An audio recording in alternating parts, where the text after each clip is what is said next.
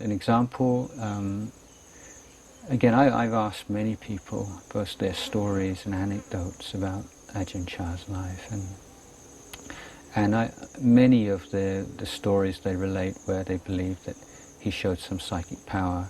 I try to put myself in the shoes of a kind of cynical person and try to look in those in a way that, well, maybe, that you could look at it like this or you could look at it like that. And I tried to find a few cases which were, I think, pretty sort of solid and difficult to refute.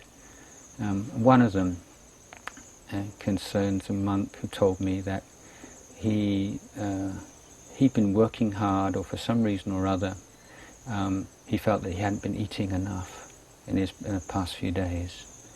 And he's had a bowl full of rice, and he was thinking to himself as he walked back to the monastery, today I'm going to increase the amount of sticky rice. Because we make this, you get all this sticky rice in your bowl, and before the excess is sent to the kitchen, you make this ball, and you mould it and put it in the bottom of your bowl. And so he said, I'm going to make a bigger ball of sticky rice today. I'm going to really make up for it. And so as he walked back into the monastery, he met Ajahn Chah. And Ajahn Chah just looked at him and said, oh, so you're going to eat some more sticky rice today, are you? You're really going to pig out, are you, today? Something like that.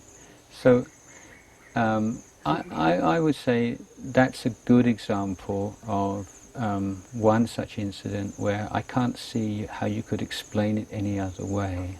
There are some cases where people say he read their minds, where you say, well, no, could possibly just making a general kind of statement, and this kind of rationale people have for these things. But I think that's, for me, that's a convincing one. And there are many, many, many more. But in the spirit that Ajahn Chah didn't want to stress these things, I also don't want to overemphasize these things, because they're definitely not the heart of training and meditation. In fact, they can be quite distracting. But of the psychic powers that teachers possess, that's probably the most useful one, the ability to read people's minds.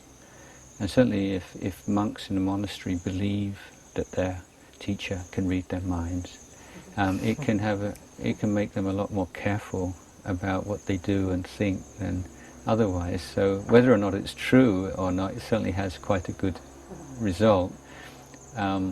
Although I remember reading how a number of monks who went to practice with Ajahn Mun ended up leaving because they couldn't control their minds. They're just so embarrassed that he knew what they were thinking about. They thought they couldn't bear to be in his presence and to think that he knew what was in their minds.